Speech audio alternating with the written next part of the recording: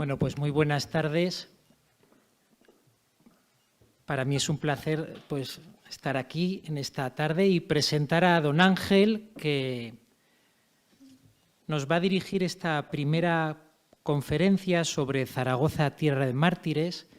Don Ángel es sacerdote de la diócesis de Zaragoza, en la actualidad es párroco de San Valero y delegado de la causa de los santos del Arzobispado de Zaragoza, promotor de justicia del Tribunal Interdiocesano de Primera Instancia, y su experiencia en el campo canónico, de derecho canónico, ya viene de hace muchos años.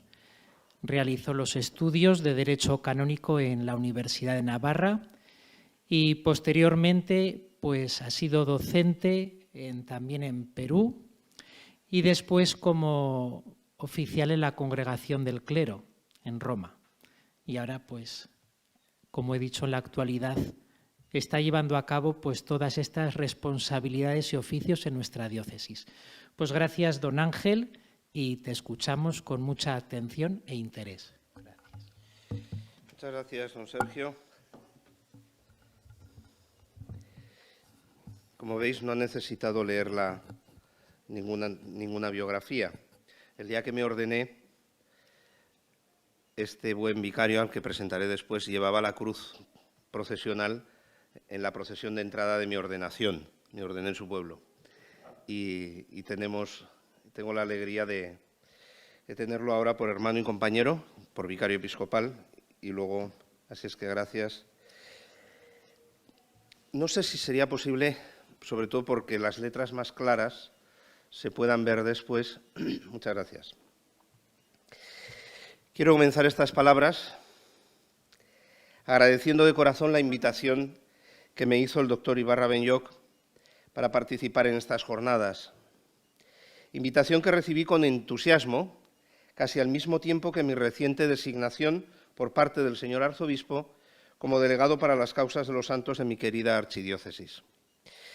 Por eso tengo que comenzar también pidiendo perdón a cuantos ahora me escuchan, porque no soy perito en la materia.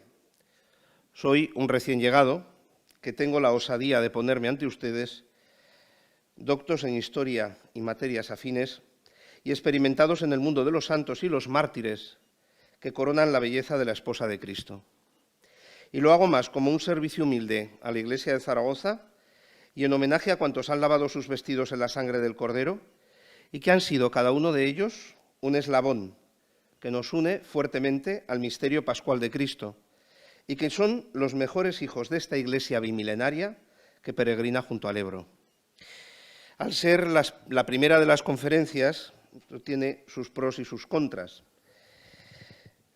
Es la primera que se van a escuchar en este aula a lo largo de estos días. Entiendo que este encargo es como el marco referencial, como la obertura de la sinfonía que se irá desarrollando estas 48 horas que durará nuestro encuentro. Y que conforme vayan pasando por esta palestra, personas más autorizadas que yo tendrán la oportunidad de enmendar y mejorar las deficiencias de quien ahora está en el uso de la palabra. En el dato histórico que aparezca en las pocas líneas que voy a desarrollar, soy deudor de la labor del magnífico historiador y mejor amigo, don Juan Ramón Royo, director del Archivo Diocesano. Muchas gracias por su generosidad, orientación y consejos. Y me atrevo, por tanto, a presentar a ustedes la Archidiócesis de Zaragoza como tierra de mártires. El número de santos que iluminan el firmamento español da para llenar las páginas de un martirologio propio. Quizá en ningún sitio como en el suelo hispano se haya dado la encarnación del Evangelio de un modo tan fecundo que se pueda medir por la santidad de sus hijos. Ya lo hizo notar el escritor Aurelio Clemente Prudencio en el siglo V, manifestando su amor por esta tierra, no exento de la vehemencia e hipérbole propias de un poeta. Dice él en el canto cuarto del Peristéfanon: cuando Dios, blandiendo su diestra fulmínea, venga, apoyado en nube de fuego, a pesar en justa balanza las obras de las gentes, levantarán su cabeza las ciudades de todo el mundo. y correrán hacia Cristo, llevando cada una preciosos dones en canastillos, ¿no? Una imagen muy bonita.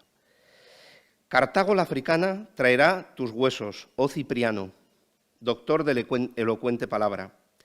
Córdoba irá con Acisclo, Zoilo y otras 3 coronas. Tú, Madre de Santos, Tarragona, ofrecerás a Cristo hermosa diadema de 3 perlas, sutilmente engarzadas por Fructuoso. La pequeña Gerona, rica en santas reliquias, presentará la palma de Félix, y nuestra Calahorra llevará los 2 mártires de nuestra devoción. Surgirá Barcelona, confiada, en el esclarecido Cucufate, y la capital de los pueblos lusitanos, Mérida, tomando las cenizas de su adorada doncella, se adelantará al encuentro de Cristo y las pondrá junto al ara. Alcalá irá contenta llevando en su seno un doble tesoro, un doble relicario con la sangre de Justo y a su lado la de Pastor.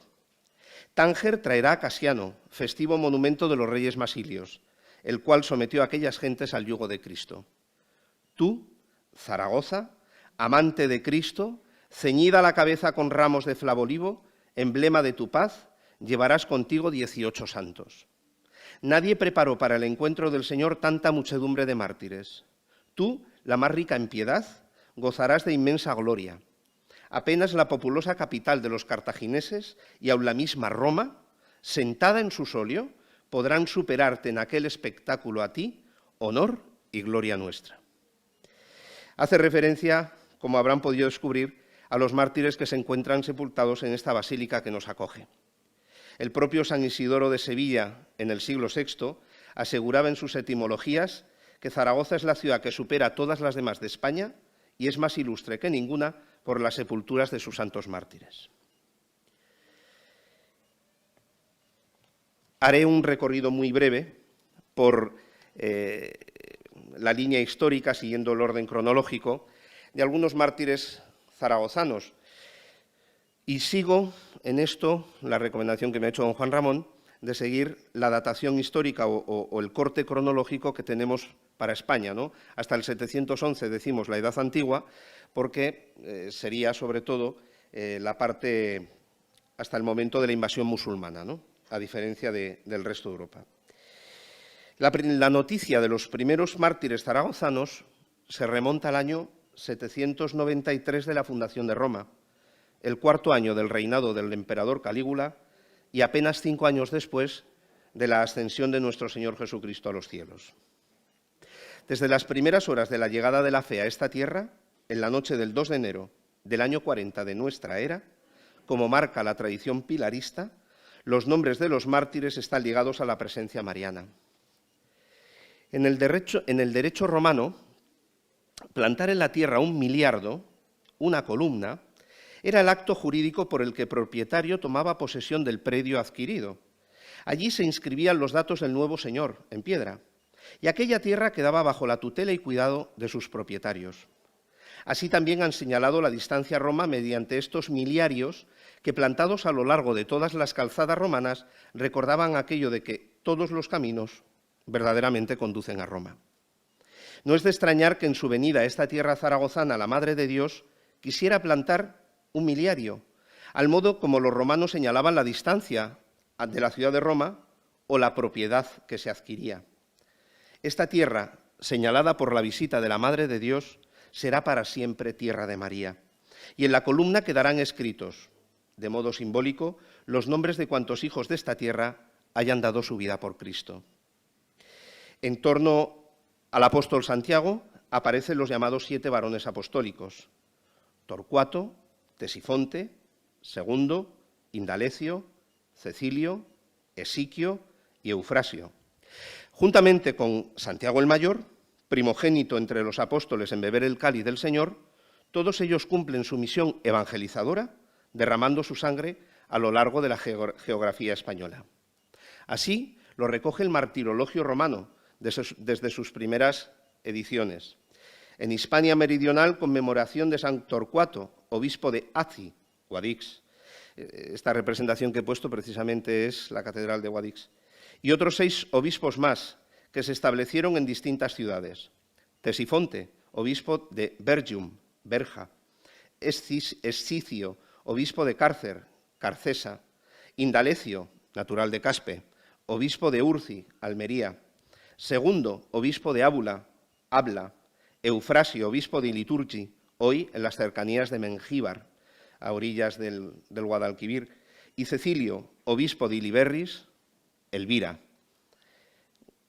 Ellos serán el germen, la semilla que cayó en tierra y dio el 100 por 1. A este primer grupo martirial hay que añadir a Atanasio, que quedó como obispo en Zaragoza, y a su presbítero Teodoro, que no compartieron el camino hacia Jerusalén con los varones apostólicos. Sin embargo, los consideramos en el episcopologio cesar-augustano como los dos primeros sucesores del apóstol Santiago. Hasta aquí nos movemos en el terreno de la tradición, pero con mayúsculas, que garantiza las raíces apostólicas de la comunidad cristiana de César Augusta.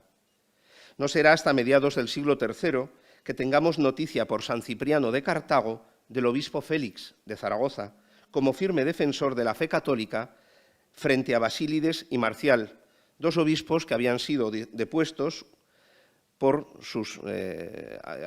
ser herejes, ¿no?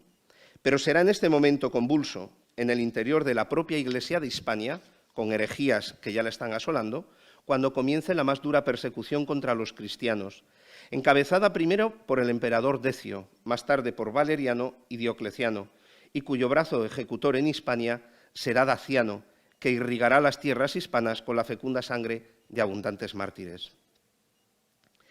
Zaragoza no queda exenta de la persecución y tendrán que pasar 16 siglos para que nos encontremos con una persecución y un número más abundante aún de testigos en la fe que a finales del siglo III y principios del IV. El año 303, Santa Engracia padeció cruel martirio, según el testimonio del poeta Prudencio en el libro IV del Peristéfanon. Con ella dieron su vida por Cristo su tío Lupercio y Optato, Suceso, Marcial, Urbano, Julio, Quintiliano, Publio, Frontonio, Félix, Ceciliano, Evencio, Primitivo, Apodemio, Matutino, Casiano, Fausto y Januario. Estos nombres los tienen escritos cuando suban a la basílica. En la nave central están escritos en la vía sacra los nombres de todos y cada uno de los compañeros de Santa Engracia. Allí nos recuerdan, están enterrados en esta sede, que cuando en 1982 San Juan Pablo II visitó nuestra ciudad, solicitó venerar las reliquias de los santos mártires y escribiría después en la bula Difficilius Quidem, que es la que erige esta parroquia en Basílica, estas palabras: Nos no podremos olvidar nunca la profunda emoción que sentimos y el gran aliento que recibimos cuando honramos y veneramos las reliquias de los mártires allí presentes. Contaba siempre don Mariano Mainar, que de Dios goce, que cuando le llamaron por teléfono para comunicarle de los preparativos del viaje, que el Papa Juan Pablo II había pedido que las reliquias estuvieran presentes en su viaje. Él había leído de joven, no sabemos cómo, y conocía la historia de estos mártires de Zaragoza. La fecha de su fiesta se fijó para el 3 de noviembre, porque era la fecha en que desde el siglo VI, en la diócesis de Zaragoza, celebrábamos la fiesta de los protomártires de la ciudad. Y así se celebra a Santa Engracia y a sus compañeros. Pero además, no solo es un culto local, sino que ese culto es titular de varias parroquias de la diócesis, tiene un barrio erigido a su nombre en la época de la posguerra de aquellos barrios de colonización, Santa Engracia al lado de Tauste, y San Frontonio, un otro de los santos, es copatrón de la villa de Épila.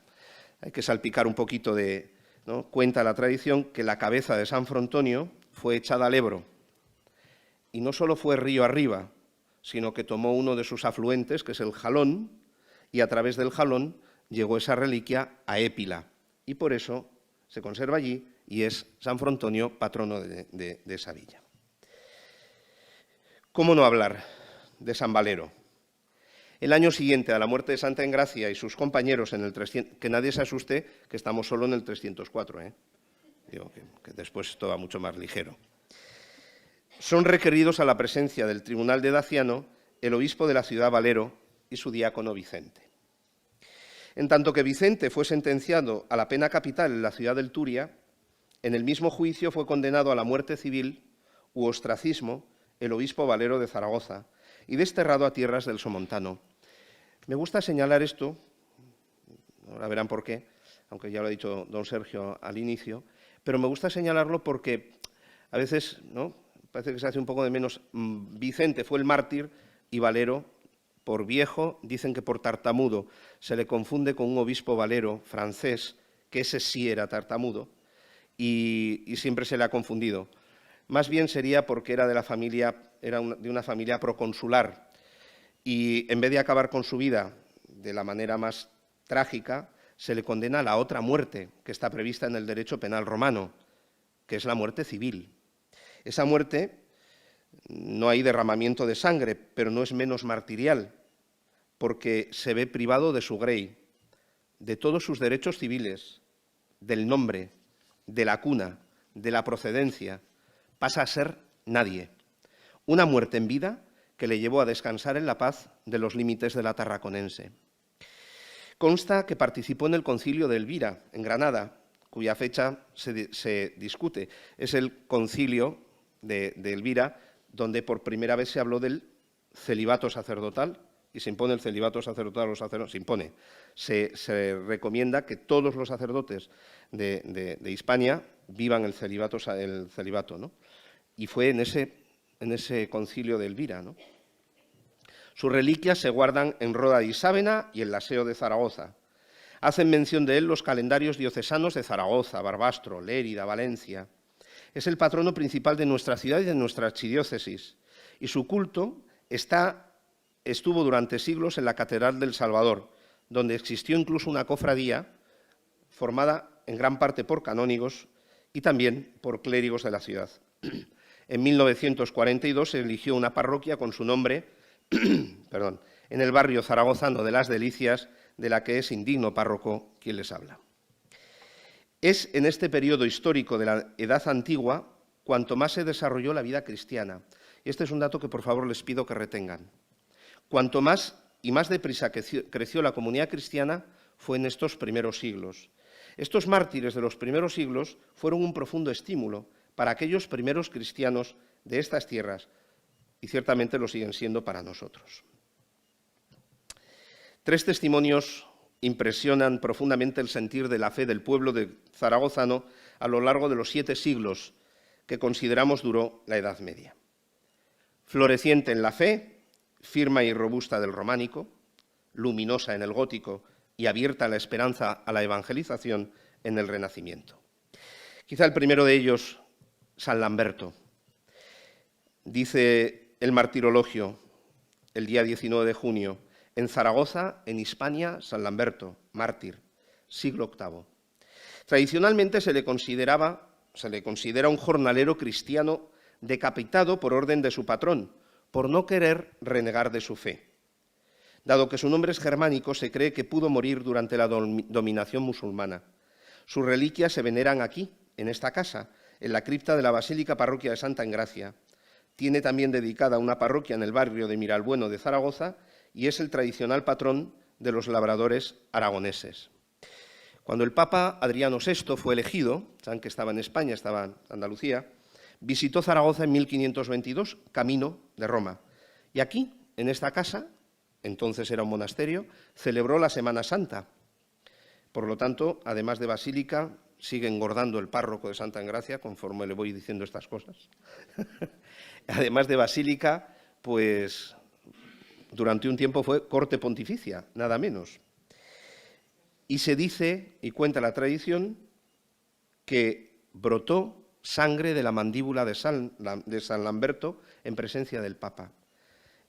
Esa sangre, se dice, estaba recogida en un paño que se conservaba, no lo sé si todavía, sí, me dice que sí, don Santiago, en esta Basílica de Santa Engracia. Incluso en Zaragoza hubo un convento trinitario, bajo la advocación de este santo, en el lugar del martirio que todos los zaragozanos conocemos como el Portazgo de San Lamberto, o ahora solamente como Polígono el Portazgo, pero ese fue el lugar donde fue martirizado. Permítanme un excursus simplemente para que no nos durmamos. Y además, como tengo la voz así, estoy saliendo de un proceso catarral, pues puedo acunarles, ¿no?, a estas horas. Y me contaban que estaban dando una catequesis con motivo de la JMJ sobre los santos y estaban hablando de San Lamberto. Y entonces explicaban cómo San Lamberto le habían cortado la cabeza, se cuenta la tradición que él coge su cabeza, por eso se le representa así, y viene hasta Santa Engracia desde el Portazgo, caminando, porque él dice que quiere morir junto a los mártires de Zaragoza, ¿no? Y entonces un niño preguntó, ¿y por qué le cortaron la cabeza? Porque sus amos le pidieron que les diese el alimento que tenía preparado. Dijo, no, es para los pobres, y eso es sagrado, no lo puedo tocar. Pues si no nos das lo que tienes preparado, te cortamos la cabeza. Pues me la cortáis. Bueno, y entonces vino, tal. Moraleja, les dijo el catequista. Aunque pierdas la cabeza, nunca te alejes de la Iglesia. Y puedes perder la cabeza por los bienes, bueno, pues no deja de tener su gracia el hecho de usar en el siglo XXI estas anécdotas de San Lamberto, ¿no?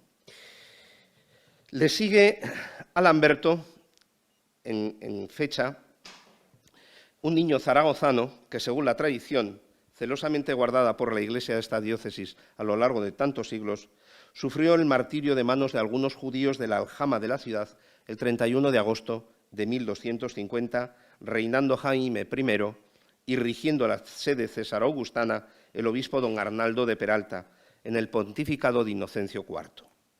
Dominguito tenía unos 7 años de edad. Era hijo de un notario de Zaragoza, Sancho del Val, y de Isabel, y era infante de coro del templo del Aseo. Fue atraído engañosamente por un judío llamado Albayuceto, quien lo entregó a otros correligionarios para renovar en él la pasión de Cristo. Descubiertos sus restos mortales, fueron llevados a San Gil, parroquia del Mártir, y después trasladados con toda solemnidad al templo catedralicio, donde fueron depositadas y veneradas sus reliquias durante siglos por todas las generaciones de piadosos zaragozanos y muy especialmente por los infantes de la Escolanía del Pilar, los infanticos, que lo tienen por protector y patrono. A los que son de Toledo les sonará la historia, porque es la memoria de un suceso similar a la del Santo Ángel de la Guardia de Toledo. Igual que allí se instituyó una cofradía de labradores con el nombre de Santo Dominguito de Val, renovada en 1403, que se encargó sobre todo de conmemorar dignamente cada año la fiesta de Santo Dominguito de Val, y a la que Jaime I había donado un rico paño de brocado para custodiar los restos del santo. Si uno va a la capilla de la catedral, se ve el paño donado por Jaime I envolviendo los restos de las reliquias del mártir, ¿no? Es verdad que Santo Dominguito no está en el martirologio romano, pero sin embargo su culto fue autorizado en 1807 por Pío. Este dato lo tengo mal. Será en sí, porque será Pío VI. Bien. El propio misal recoge el nombre de Santo Dominguito y lo propone como patrono de los monaguillos.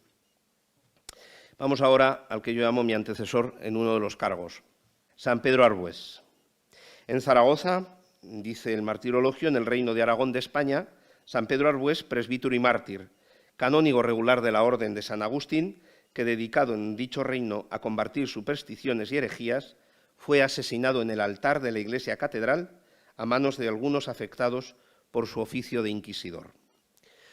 El bueno de San Pedro Arbués nació en Épila en el año 1441, estudió en Bolonia leyes, perteneció al cabildo del Aseo, que hasta 1604 siguió la regla de San Agustín, y sufrió martirio en la noche del 14 al 15 de septiembre de 1485, mientras rezaba maitines, aunque no murió hasta 2 días después, el 17.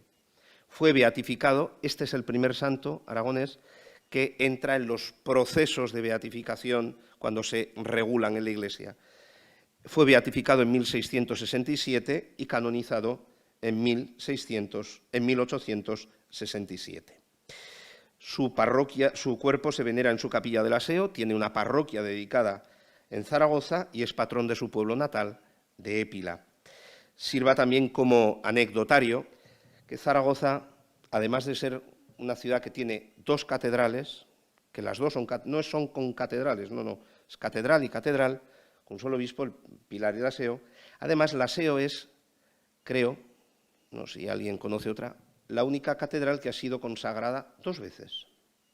La primera, cuando las tropas de los cristianos reconquistan Zaragoza en 1118, me parece que es, así hablo de memoria. Pero bueno, el día 6 de enero del año siguiente fue consagrada la Catedral del Salvador en el misterio de la adoración de los Reyes Magos. Y al haberse producido un asesinato dentro de la catedral, hubo que volver a consagrar la catedral. Y por eso, curiosamente, fijaos que él muere el 17 de septiembre. Nosotros celebramos en Zaragoza la dedicación de la Santa Iglesia Catedral el 20 de octubre, un mes después de la muerte de San Pedro Arbues, porque hubo que volver a consagrar los muros de la catedral. Vayamos a la Edad Moderna, ya veis que esto va como un tiro, ¿eh? Se ha dicho, y con razón, que el segundo milenio fue el de la extensión de la fe. La Edad Moderna, que consideran los historiadores en España, ese periodo, lo tenemos ahí señalado, entre el descubrimiento de América y la ocupación francesa. Coincide entre Aragón dio lo mejor de sí a España y a la fe, comenzando en ese periodo que es tan amplio, son 4 siglos, por el rey católico, una familia con santos, Isabel de Portugal, nacida en el Palacio de la Aljafería de Zaragoza, el duque de Gandía, San Francisco de Borja. Muchos fueron los misioneros que partieron a tierras lejanas, aunque la evangelización en tierras americanas la hizo Castilla, eso es evidente. Pero también nos encontramos con testigos de la fe en la parte oriental del imperio. Allí está el protomártir de China, San Joaquín Rollo, dominico que murió, que era de Jarque, por ahí, confesando a Cristo el 28 de octubre de 1748, después de 31 años en el país del sol naciente. O sea, 31 años de misionero que fueron ratificados con su propia sangre. Pero nosotros tenemos al zaragozano Beato Martín de San Nicolás, que nació en Zaragoza y fue bautizado en el Pilar, 1598. En 1618 tomó el hábito de agustino recoleto y profesó en 1619. En el 1622 se marcha a Filipinas, donde ejerció como maestro de novicios durante 9 años. Y en 1632 pasó voluntariamente al Japón, junto con su compañero de orden, Melchor de San José, que había nacido en Granada un año después que él. Ambos se dedicaron al apostolado entre los cristianos refugiados en los montes a causa de la persecución. O sea, que sabía que iban a una muerte segura, ¿no? Pero pronto fueron apresados. El 11 de diciembre del 1632 fueron quemados vivos a fuego lento en la colina de los mártires de Nagasaki, bien conocido porque en el martirologio romano tenemos a esos mártires precisamente de Nagasaki. Fueron beatificados por San Juan Pablo II el 23 de abril del 89. Y pasemos a la edad contemporánea. Desde esas fechas de la ocupación francesa, separados únicamente por esta división de escuela, aparecen los mártires de la edad contemporánea. Sus biografías se desarrollan en esta época entre la misión ad gentes y la persecución religiosa en España de los años 30. Hasta el lejano Tonquín, hoy Vietnam del Norte, viajaron a proclamar el Evangelio de Cristo varias hornadas de mártires a lo largo de más de 2 siglos. Allí fueron levadura de muchos hermanos naturales del lugar que confesaron con su fe, con su vida, su fe en Cristo. Los mártires vietnamitas son contados entre una de las mayores persecuciones contra los cristianos de la historia moderna y contemporánea a lo largo del periodo que va desde 1625 a 1886. Se calcula que en estos años fueron asesinados unos 130.000 cristianos. El 19 de junio de 1988, Juan Pablo II canonizó a un grupo de 117 mártires misioneros que murieron en Vietnam entre mediados del siglo XVIII y mediados del siglo XIX. Entre estos mártires destaca el zaragozano Ignacio Clemente Delgado. Nació en Villafelice, en 1762, que es provincia de Zaragoza. Ingresó en el convento de los dominicos de Calatayud y, destinado a las misiones, fue nombrado vicario provincial y en 1794 obispo. Cuando escribía estas 2 letras, decía, fue destinado a las misiones. Eso hoy nos suena bonito.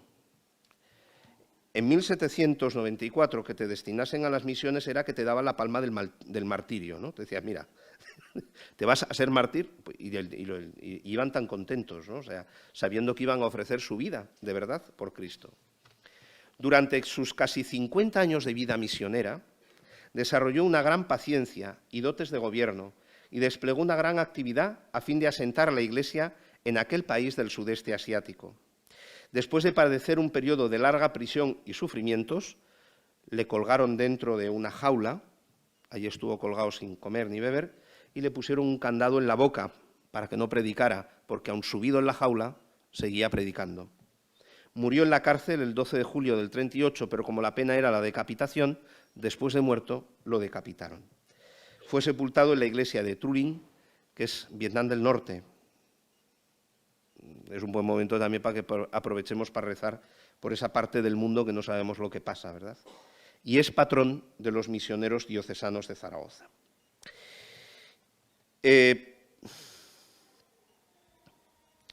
La España del siglo XIX será el caldo de cultivo de las ideologías anticristianas. En nuestra patria adquirirán tintes netamente anticlericales, sin olvidar la herencia de la persecución que dejaba la Revolución Francesa, las convulsiones a las que estuvo sujeta la España decimonónica, fruto de las guerras carlistas y las luchas entre liberales y absolutistas, tuvieron en Zaragoza un desarrollo verdaderamente trágico, con los motines anticlericales del 3 de abril y el 6 de julio del fatídico año de 1835, que todos recordamos por ser el año de la desamortización de Mendizábal, que dejaron tras de sí 8 muertos y 114 clérigos exiliados en el mes de abril, solo en Zaragoza, y 11 frailes muertos en julio, juntamente con el exilio del arzobispo de Zaragoza, Bernardo Francés Caballero, que murió en Burdeos en 1843. Así las cosas, así me fulminó el siglo XIX, las ideas anarquistas encontraron en la ciudad de Zaragoza un lugar apropiado para su desarrollo y florecimiento. Entre ellos estaba el grupo anarquista Los Solidarios, del que formó parte Buenaventura Durruti, que lo tenemos ahí en el centro, que será un trágico protagonista en la última etapa martirial de nuestra diócesis. En 1902 había sido nombrado arzobispo de Zaragoza el titular de Tarazona, Juan Soldevila Romero, quien recibió en la capital del Ebro la púrpura cardenalicia y en los 21 años de su pontificado realizó una magnífica labor social que disgustó notablemente a los obreros de izquierdas. Desde los sectores anarquistas se realizó una fuerte campaña para criminalizar su actuación, presentándolo como un ser amoral, ejemplo de todos los vicios y financiador del terrorismo patronal de Barcelona. Ni que decir tiene que este es el nuevo método o el nuevo modo de persecución religiosa que se da a partir de ese momento, ¿no?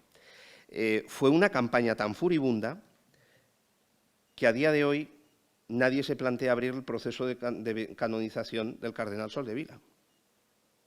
Y no tenemos ni una sola prueba de una sola de estas cosas que se han dicho. Ni una. El intento de esta campaña era, por un lado, desprestigiar su obra social y, por otro, justificar su asesinato, que ya había sido decidido por ese club de amigos llamado Los Solidarios, tras la muerte del sindicalista catalán Salvador Seguí, y cuyo brazo ejecutor fueron Francisco Ascaso y Rafael Torres Escartín, quienes dispararon contra el eclesiástico el 4 de junio de 1923, cuando el coche del cardenal entraba en la escuela asilo situada en la calle El Terminillo, donde murió en el acto. Ahora se cumple un siglo del asesinato del que fuera el último purpurado de la diócesis, así como quien realizó la coronación canónica de la Virgen del Pilar aquel magnífico 20 de mayo de 1905. Y llegamos, podríamos decir, al final, la persecución religiosa en los años 30. El informe que el año 1941 el arzobispo de Zaragoza, don Rigoberto Domènech i Valls, manda hacer a los sacerdotes de recoger las testimoniales de los mártires, realmente es un monumento comparable, me atrevo a decir, a las actas martiriales de los primeros siglos. Habla del martirio de sus sacerdotes, después de una larga investigación de más de 2 años, desde el 38 al 40, con testigos fieles de total categoría. Ciertamente, la Iglesia que peregrina en España, pues es rica en santos y en mártires en esta época, lo sabemos muy bien, ¿no? Cuando el Papa Juan Pablo II pidió en la Tertio Milenio Adveniente que se reviviese la memoria de los mártires y de los santos, así se hizo, ¿no?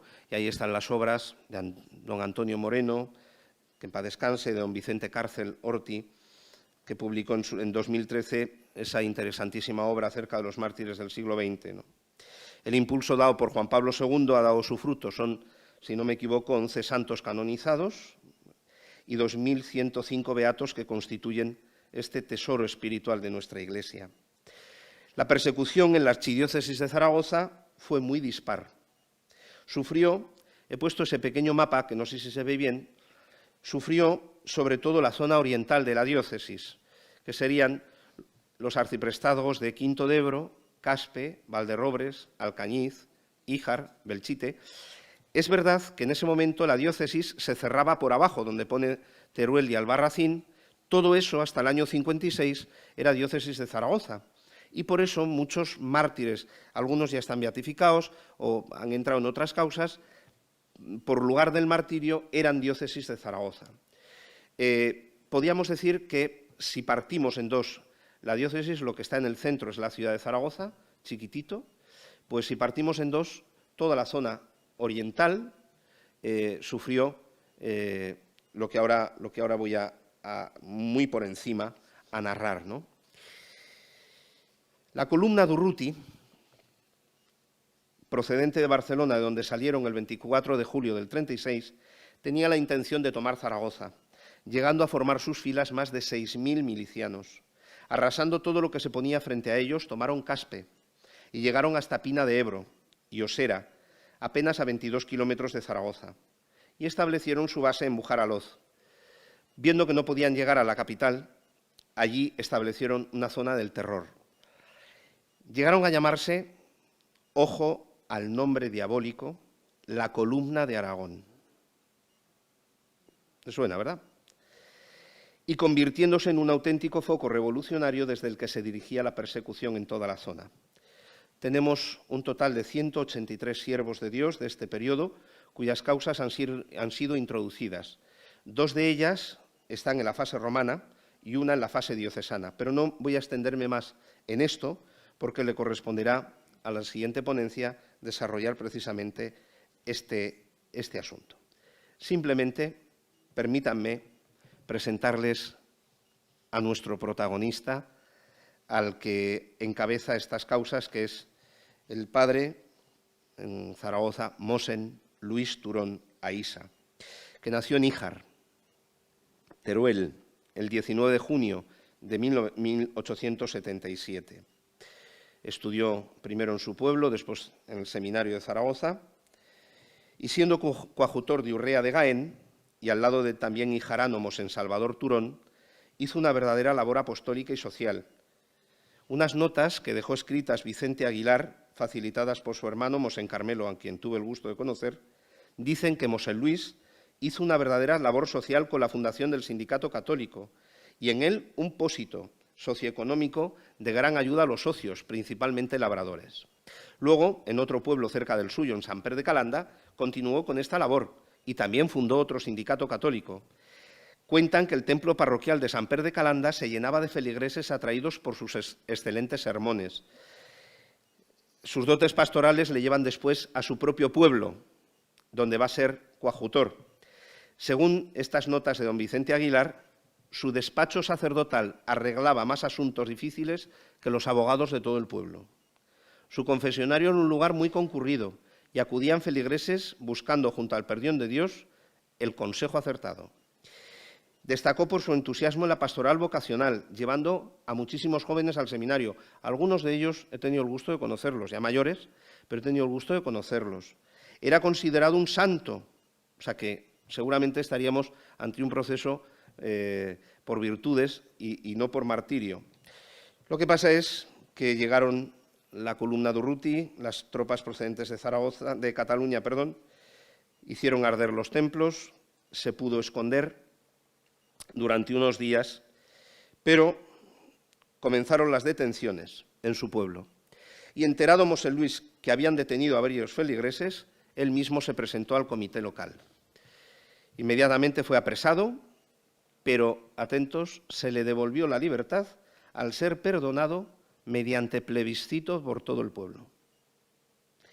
La tarde del 31 de julio fueron fusiladas las primeras personas y comenzaron las detenciones de eclesiásticos. Mosén Luis volvió a ser apresado, encarcelado. Hasta los calabozos fueron conducidas otras personas del pueblo, hombres de comunión diaria, como diría sacerdote al que antes he citado, la flor de Híjar de los que proclamaban a Jesucristo. Mosén Luis animó a todos los seglares prisioneros con palabras de consuelo. Llegaba a decir: hemos de morir de una enfermedad más o menos dolorosa, así que si nos matan será en un momento y luego al cielo. Esto es un baturro hablando, ¿eh? Dejó una carta escrita a lápiz durante su estancia en la cárcel y en ella declaraba que moría como católico y como sacerdote, que pedía perdón al Señor por sus negligencias y a los feligreses por sus desaciertos y falta de tino, y manifestaba finalmente el perdón para sus enemigos. En el cementerio de Híjar encontraron la muerte dos padres dominicos aragoneses. El primero el día de agosto, el otro el 29. Unos días más tarde correrá la misma suerte Mosén Luis y 8 feligreses más, entre ellos Mariano Aguilar, padre de 2 sacerdotes, en la mañana del Día de la Virgen, el 8 de septiembre de 1936. Allí, en el cementerio de Sant Pere de Calanda, hicieron un simulacro de juicio y varios del tribunal le dijeron a este Mariano Aguilar, laico, que a él lo mataban por haber hecho 2 sacerdotes. Mosén Luis tenía 59 años y el 16 de septiembre del 38 sus restos fueron trasladados al cementerio de Híjar. Bien, nuestro querido Mosén Luis debería ser propuesto el día que la Santa Sede ratifique su martirio como patrón del clero de la diócesis de Zaragoza. A modo de reflexiones finales, el tema que nos reúne es el de los mártires que nos evangelizan, que son para nosotros motivo y causa de conversión a Cristo, pues no es otra cosa la evangelización. Hemos podido recorrer juntos, y disculpen si les he abrumado con fechas y datos, pero el itinerario hagiográfico del martirologio cesaro-augustano. Aquellos mártires que constituyen con la Virgen del Pilar el fundamento de la fe de nuestra diócesis son para nosotros modelos y estímulos. De todos estos ejemplos que hemos visto, decantaría 3 características que pueden servirnos para el momento presente. Primero, la fortaleza.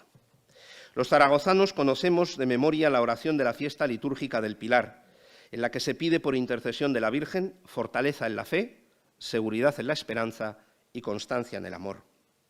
Los santos han de vivir las virtudes en grado heroico, y cuanto más las teologales, que conforman la estructura de la vida cristiana. Así se convierten en modelos acabados de virtud.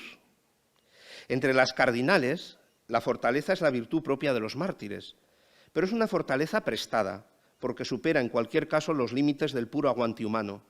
Es por ello una verdadera fortaleza en la fe. La fortaleza de nuestros mártires tiene un icono, una de sus mayores expresiones, que es el Pilar de la Virgen, que, como decía al principio, es donde quedan inscritos los nombres de tantos y tantos hijos de esta Iglesia, de Zaragoza, señalando así, no ya la distancia que nos separa de Roma, como aquellos miliagros, sino aquella que nos acerca más al cielo.